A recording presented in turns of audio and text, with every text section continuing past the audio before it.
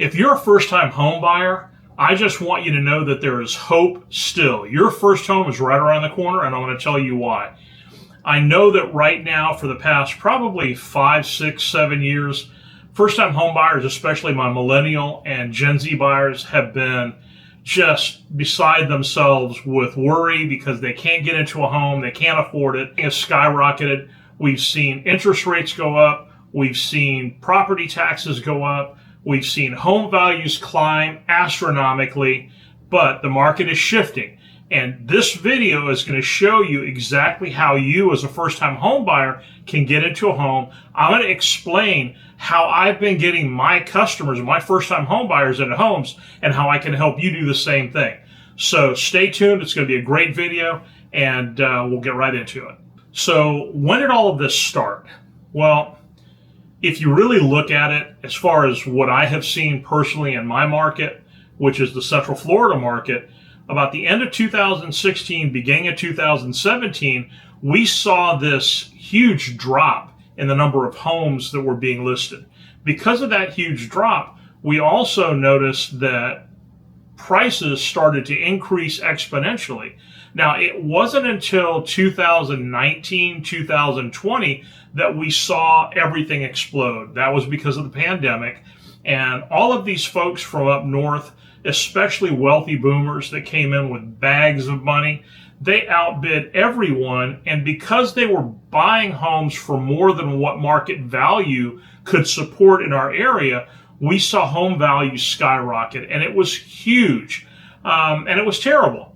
I work with a lot of first-time home buyers. And because of that, my first-time home buyers were panicked. They couldn't do anything. They couldn't buy anything. And that's been the way that it's been for the past number of years. So as you continue to fast forward to 2023, maybe the middle of 2023 and the beginning of 2024, the market started to shift. It started to cool down. Interest rates had gone up to over 7%, or actually at 7%. Now they're hovering a little over 6.5, like 6.67, somewhere's in there, last I checked. And so we still saw people that wanted to buy that couldn't buy, but we also saw all of those folks from up north that came into the state cooling their jets. Some of them have actually started selling because they figured out that, you know what, the Florida lifestyle wasn't for them. They missed home, whatever the case may be.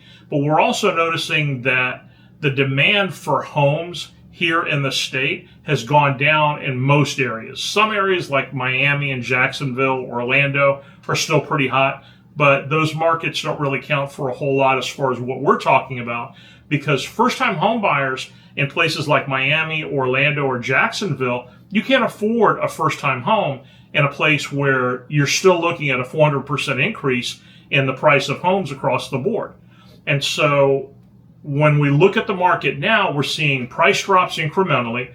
We're seeing that people are shifting towards smaller homes, which we're going to talk about in a little bit.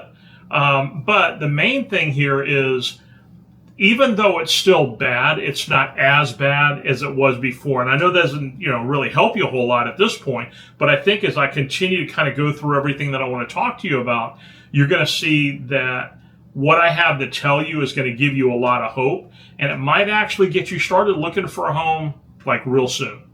So one of the things that's been happening is a lot of my first-time home buyers have been counting on their parents or counting on family to be able to buy a home, whether it's help with a down payment, closing costs, whatever the case may be. That's all well and good, but not everybody has a rich uncle or, rich parents or parents that can afford to do that. Sometimes we see where they just go ahead and rent for a lot longer than they really expected to. I don't really think that's the best way for you to go. I think the first thing that you need to do in order to really look at this in a realistic way is you need to look at your finances. You need to look at where you're at right now and determine, okay, do I have what it takes for me to get into a home?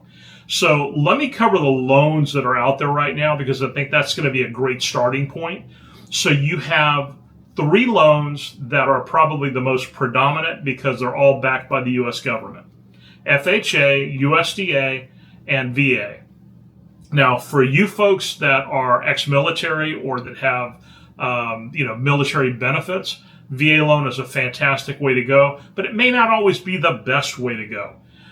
Sometimes you're better off in a different situation as far as loans go, because some sellers don't really like VA loans because of how stringent they are on the property or on finances, and it's a difficult situation. But if you're military, if you're ex-military, and you're looking to get a home, or if you're active duty military, VA is a great way to go. It's zero money down, and you can get up to, I believe it's over $400,000 in a loan if you qualify.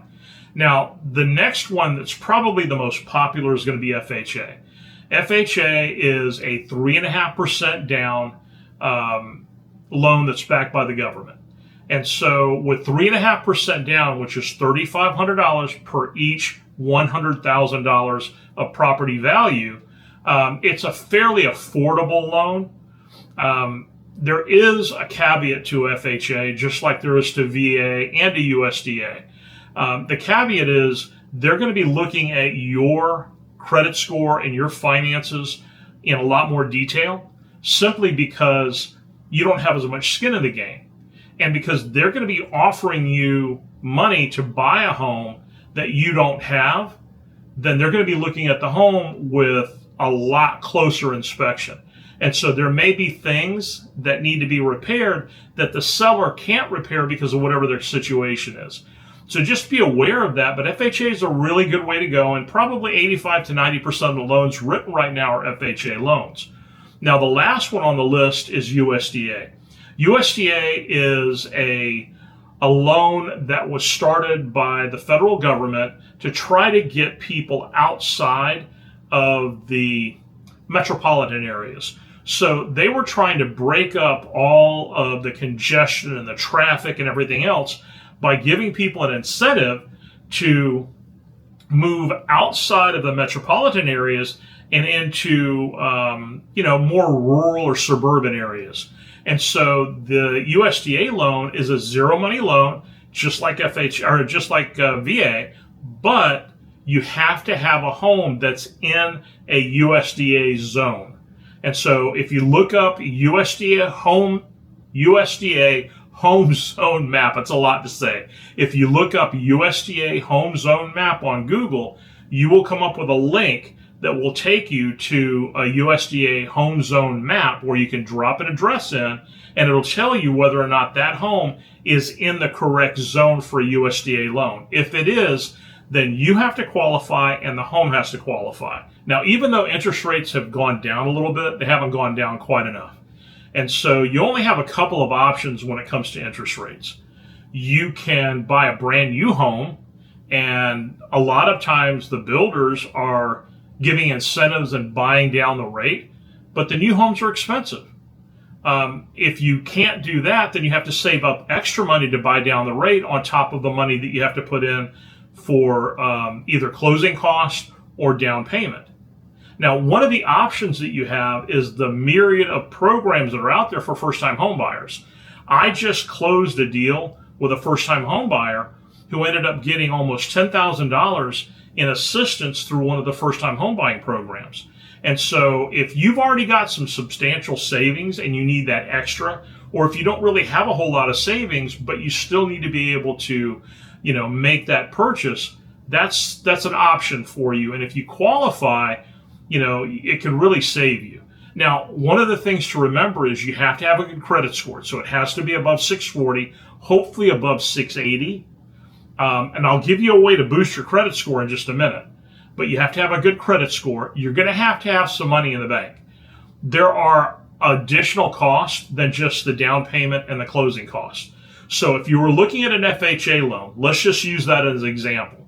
If you're looking at an FHA loan, you're looking at 3.5% down for every $100,000. You're looking at $3,500. But on top of that, you're looking at another 3 to 4% depending for closing costs. So don't just focus on the down payment. think in terms of the total that you're going to need. Now, that doesn't mean that you have to save up $20 or $30 or $40,000 before you go out and buy a home. But what it does mean is that any deficiencies that are there, we have to find the money for. And maybe that money is going to come from asking the seller for help with closing costs.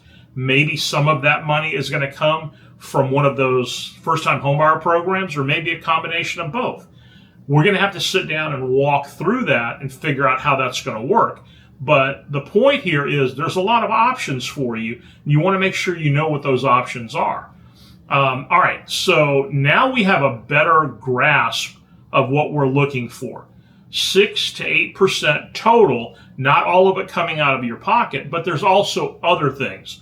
There's escrow deposit, which is the good faith deposit that you put when you first get under contract. That's going to be something you'll take to the title company or the attorney's office, and that's usually around $1,000.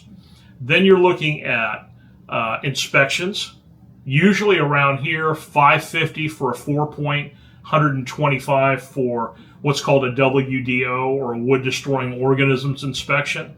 And then you're looking at the appraisal. The appraisal is another piece of the puzzle, because they're going to order an appraisal after all of the inspections are negotiated and done. And now you've got another $400 to $500 in appraisal. So I would recommend, on top of whatever monies you can put together, look at putting together about $2,500 for all those sundry extras that you're going to run into. If you don't use all of that, fantastic, you've got a little bit of money left over, but if you do, at least you've got it there. Okay, so we've gone through the biggest part of this. Now, I told you I was going to tell you how you can get your credit score up quickly. Now, this does mean that you're going to have to buy something. I know, it sucks, but it works. So let's say, for example, you have a need.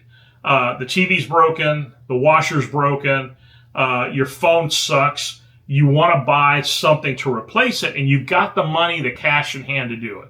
What you're going to do is you're going to go to your credit union or your bank, and you're going to tell them, I want to take out a loan on this money that I have here. So I'm going to give you an example that I did right after we had been struggling for a long time. I had closed another business. We had a huge mess with that business, ended up going into bankruptcy, finally got out of all of that, had my money together, but my credit was terrible. It was like 536.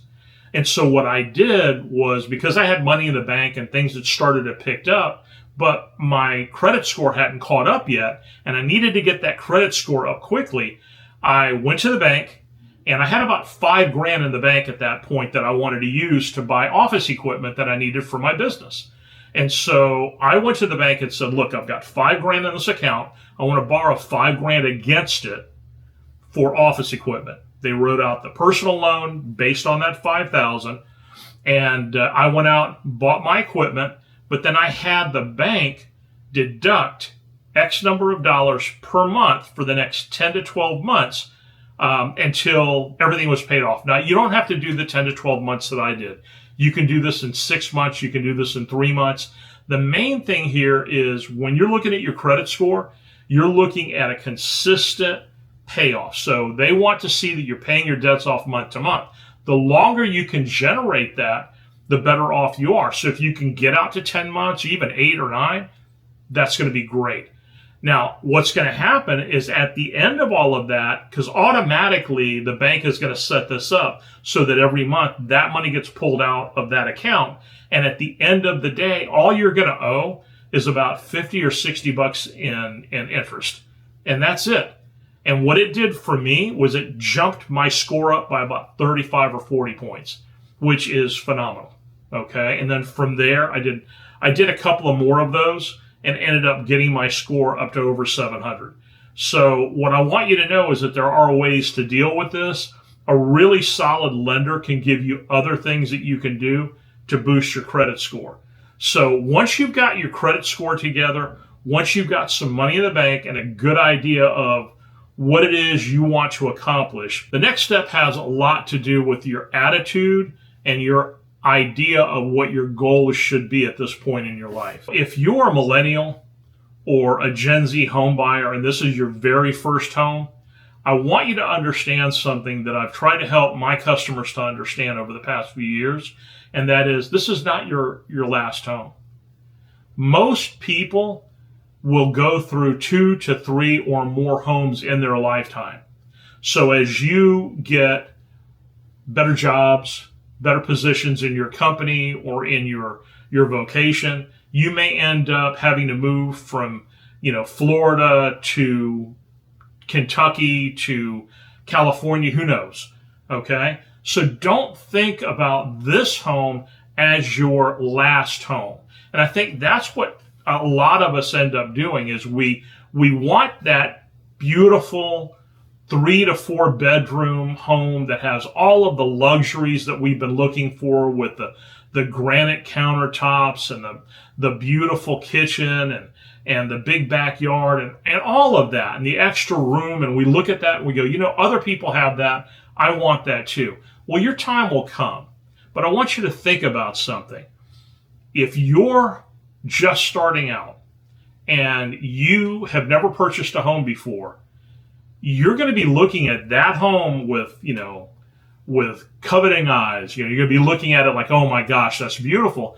But when you look at the amount of money you're going to be paying for that home, it may stretch you way out of your limits. And it's going to be hard for you to continue to afford that home if any little thing happens. So if you're paying $2,200 a month for a home, if you're paying 23 or 24, even if you're paying 18 or 19, my gosh, if anything happens, your car breaks down, you get sick, something personal, some personal tragedy happens, you may not be able to make your house payments. And then you go into foreclosure and the whole thing becomes a huge mess. Think of owning your first home as though you were investing in your future. So I'm going to give you an example. I've got a young lady that I've been working with. We're going to call her Kelly. It's not a real name. We're going to call her Kelly for right now. So her and her fiance and their little boy were looking for their first home. Now, we started off kind of with the same conversation that I'm having with you right now. And that is, what is your ultimate goal? And the ultimate goal for Kelly was, I want to find a home in a nice area. I don't really care about anything else. I just want to find a home. Well, when I started talking to her about, thinking of that first home as an investment, it clicked, and it clicked big time. And so we started looking for small homes. Now, I'm not talking tiny homes. I'm not talking 600 square feet, but we're talking around 1,000 square feet, maybe a little bit more. And we were looking for homes that were very affordable. In this market, very affordable is under $250,000. And we found one that was just perfect for her. It was a single family home, so not a manufactured home or anything like that. It wasn't in an HOA, so there were no additional costs. And it had just been renovated.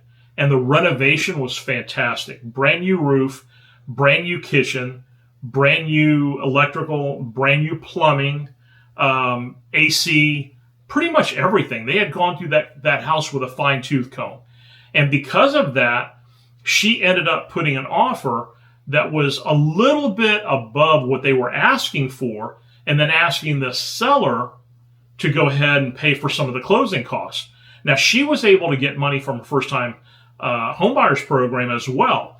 And so at the end of the day, she got money from the seller for closing costs. She got money from the first-time homebuyer program, and she had a little bit of money saved. Not a whole lot, to be honest with you. It was like less than $3,000 or $4,000. And so she was able to get into a home, and it's a nice home in a nice area. And eventually, two things are going to happen as she continues to live there. 2, 3, 4, 5 years from now, if she decides that she needs to get into a bigger home or that her situation has changed, she can take the equity that she's developed from that home and put it into another home. So she can sell that home, pull the equity out, and do what she wants. But what her and I discussed was her turning that home into a rental eventually. That home is a perfect size for a rental. And so as a rental, now she has income coming in. At first, it's not going to be that much, and I understand that. But over time, as that house gets paid off by the tenant, that house is going to be paid off, and she's going to be able to get every bit of that rent income and use it for whatever she needs to. Her goal, now that we've kind of walked through that, is her goal is to be able to pick up 2, 3, or 4 rentals eventually. This is a great way to start planning your financial future and making sure that you have a solid base for finances in the future.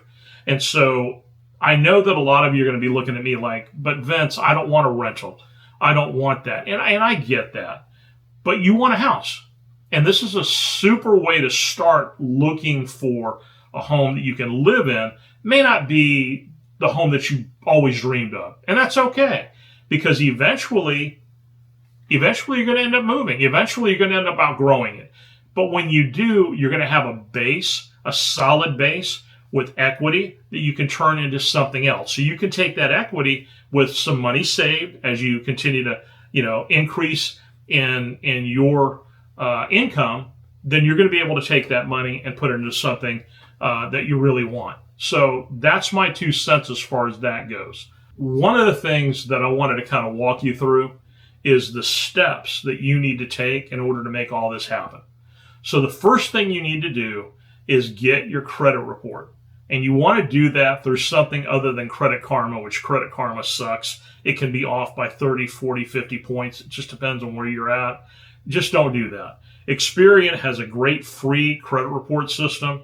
If you want to sign up, you can sign up for I think 20 something bucks a month, and you'll be able to monitor your credit. Really do that. Monitor your credit. Make sure that there's nothing on your credit report that you need to have expunged. Experian has a way to expunge things off of your credit report that aren't supposed to be there, and you can do it all from within the app. So check out Experian. I have no ties to it. I'm not a provider for it, but I will tell you that I've used it myself and my customers have used it, and it's been fantastic. So the first thing you want to do is make sure that there's nothing in your credit report that is going to cause you problems. You want to know what your credit score is. Remember, your credit score is going to not really help you get a loan as much as it's going to help you to get a better interest rate. So the higher your credit score, the less interest you will pay overall. The second thing you want to do is you want to talk to a lender and have them do a soft pull. That's the magic phrase. You want them to do a soft pull on your credit so that you can find out where you stand financially. Now, once you've figured out where you stand financially and what you can actually afford, then you can start looking at options. Your lender is going to be able to help you to determine what you can actually apply for in terms of assistance. As a realtor, I'm going to be able to help you to determine what homes are going to be best for your situation and your price range, and to be able to put you into a neighborhood that you feel comfortable in. So the step after all of this is to start just looking at your finances and figuring out where you can cut corners, where you can sacrifice, and where you can save. The more money you have in the bank, the more power you have in purchasing a home. It doesn't mean you have to have a ton, but if you can have somewhere between $3,000 and $5,000, I can get you into a home. If you've got a good credit score and if you've got a good work history. Work history is another thing too. If you've been at your job for less than 3 or 4 months, you're going to need 6, 7 months worth of work history to be able to make this happen. So if you've got a good job, you're getting decent pay, and you've been there for a while, then this is something we can work with. Now, the next step from there is determining which lender you want to work with. Remember, not every lender is the same. And even though they might all have the same interest rates or they may have close to it, you're really going to be looking at that personality, and you're going to be looking at how quickly they respond when you ask them questions and how thorough they are. Not all lenders are going to do the same job. Even though they have the same job to do, some of them aren't as competent or as on the ball, and some of them don't really understand how to work with first-time home buyers. And so they get stuck. They're like, oh, well, that person can't buy, and they don't look for other options to figure out how they can help them. And if you've been working with a lender and that lender has gotten kind of stuck, don't feel bad to go to a different lender and interview them. Interview as many lenders as you need. Remember, soft pull on your credit until you find the one that you feel really confident in that's going to be able to help you.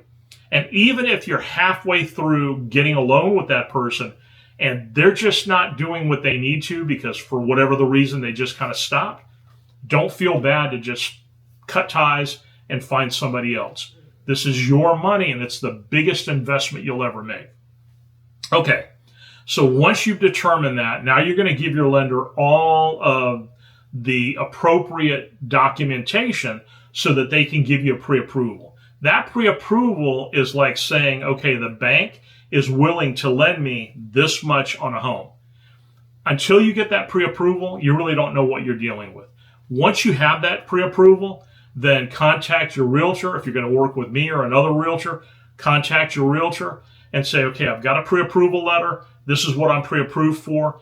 If it was me working with you, I'm going to go ahead and set up a search for you if I haven't already done it. I'm going to make sure that we're just slightly above that pre-approval in case we find a home that we can kind of walk the price down on for a number of different reasons. It happens. But if it's a little bit overpriced and we can get them to a decent price, fantastic. Now, let's say, for example, you're looking at your pre-approval and you're like, man, that's kind of high. Don't feel bad to say, you know what, Vince, I want to go down below that. So if you're at 300 with your pre-approval and you say, you know what, Vince, what it looks like as far as my payments go and my income and everything else, I'd really like to be down around 275. That's cool. That's absolutely cool. I'd much rather you be a little bit below so that you have some breathing room than to be right at the very edge. And then when when something happens, then you're kind of screwed. So, all right. At that point, we're ready to go look at homes. There's a lot more that I need to cover with you, and I can do that through a buyer's consult. If you are looking at making a purchase as a first-time home buyer and you really want somebody to walk you through this, my buyer's consult is probably the best thing that we can do.